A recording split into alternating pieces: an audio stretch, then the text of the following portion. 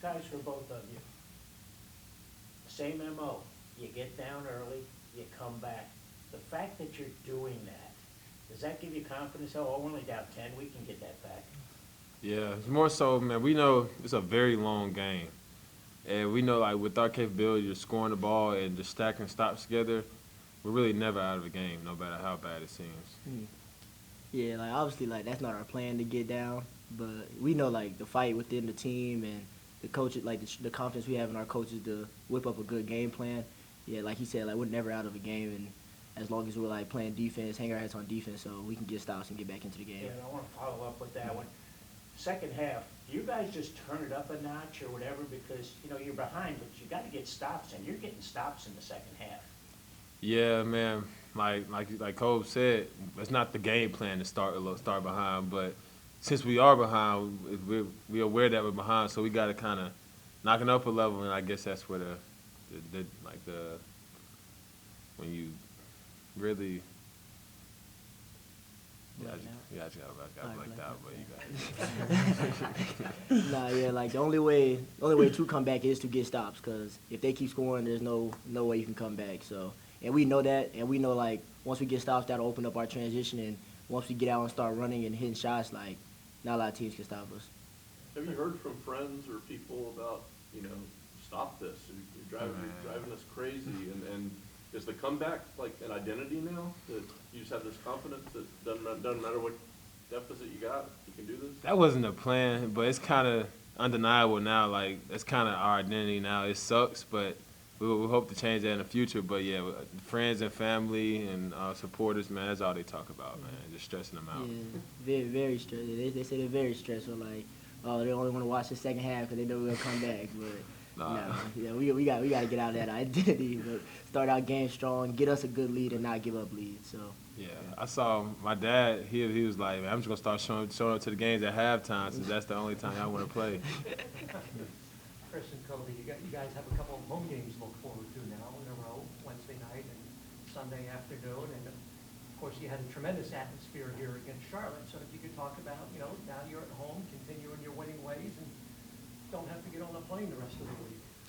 Yeah, no, it definitely feels great to be back home. Definitely have two back-to-back games at home, and the crowd. Like we couldn't wait to come back and play in front of the crowd. Like we had that huge crowd against Charlotte, and we were expecting a big crowd against Tulsa and on Sunday. So we're take it day by day, and then we'll be ready.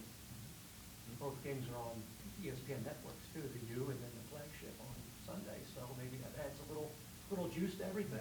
Oh yeah, definitely adds a little juice because you always want to represent with a big crowd on national TV. So we just hope we get a good crowd. So we're sitting here right before Valentine's Day. This is the time when you start talking about March Madness coming. Is this team, should they be in? Should they be out? You guys pay attention to that talk? Do you want to make your case, or are you just playing games? See, I feel like that's the biggest thing around this time of the year that you don't want to do is like you don't want to look too far ahead because if you look too far ahead, you're going to lose like focus and the stuff that got you here. So the most important part of this team is just taking it one practice at a time, one weightlifting session at a time, and one game at a time. So like the next important thing right now is we got weight set in about 30 minutes, so we got to win that, then we will win practice, and we keep on doing that. That'll take care of the games, and that's why we've been successful this year. How meaningful is it for you guys to be setting a lot of school records? I mean, the consecutive wins in conference play. I mean, every win you're rewriting the record book. I just wonder how meaningful that might be, or is it kind of business as usual? And I asked that question expecting it's largely a new team, most of which you guys weren't here last year. Still, is there anything meaningful about that? I mean, it's really meaningful, definitely because Coach Amir talks about all the great teams and players that have come through USF. So we respect them every day by stepping on the court and playing hard. And so if it's us breaking records, like that's just us playing our game, playing hard, and breaking records just happens to break a record. So as long as we keep sticking to what we do, and then hopefully just winning more games. Yeah. Also, what's cool to me is like every home game, you see all the alumni on the sideline and the baseline. You see them in the crowd, so it just means a lot more doing it in front of them and paying our respects to them. Have you guys met some of the former players from time to time this season? Yeah, they've came into practices, talked to us, and just told us like how proud they are, like just to see USF basketball just revive over the past few months, and they want to keep doing it big, and putting the whole country on notice. Who were among the former players that came to speak to you guys? What was it Redenko Dobras? Dobras? Yeah, Dobras. Charlie Bradley. Bradley. He's a consistent face we see all the time. Yeah, Chucky Atkins. Just name a few. So when people look at this team, you know, look and Coach Amir, and they get bits and pieces, you know, the gritty, not pretty, the preseason work you guys did, kind of the way he is. He's sort of, sometimes he's there like this, he's not saying anything, he's just letting you play, certainly behind closed doors, practices. You know the whole picture, what it's like to play for this guy. How would you describe, and because you can have a lot of people, a lot of attention on him now, that this is turned around. They're going to ask you, what's this guy like?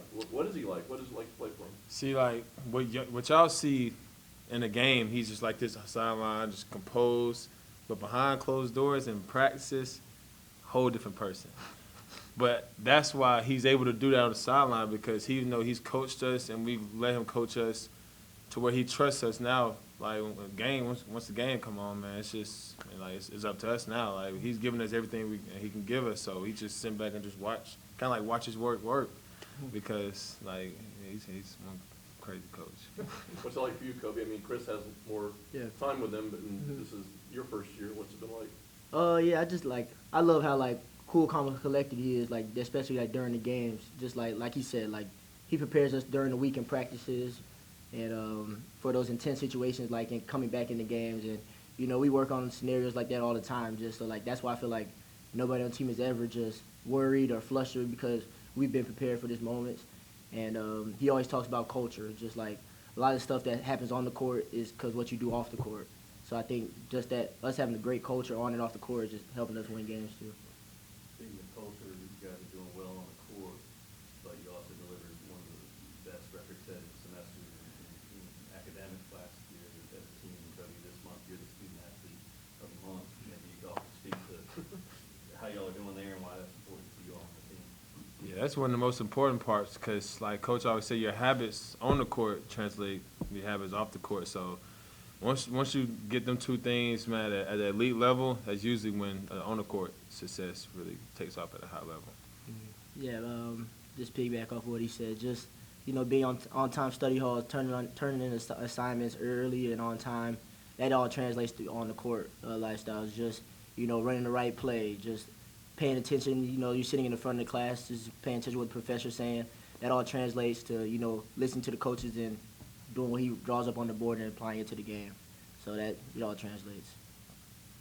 Kobe, I wanted to ask you about Jaden Reed. I've asked Chris. I'd like to ask you too about just your impressions of this kid coming in, 18 years old or whatever he is, playing a key role. Just what you've observed for how he operates, how he's kind of progressed as a young kid in this program.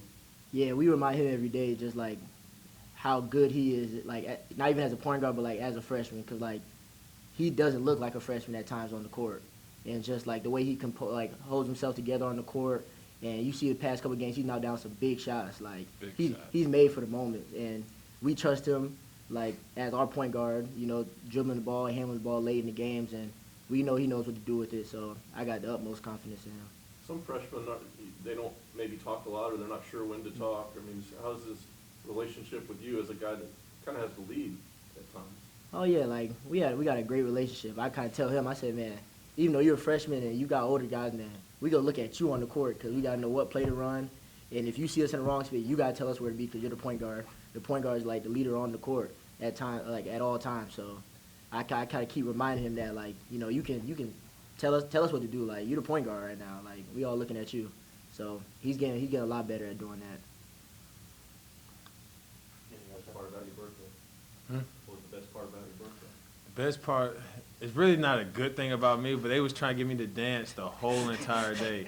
It started in practice, in this huddle, in the hotel, and then Coach made a whole slideshow that night before the game with a bunch of baby pictures because I wouldn't dance. That was just kind of his way of saying, like, this is what you get for not dancing. But just experience my birthday with the team, man. That was probably the best part.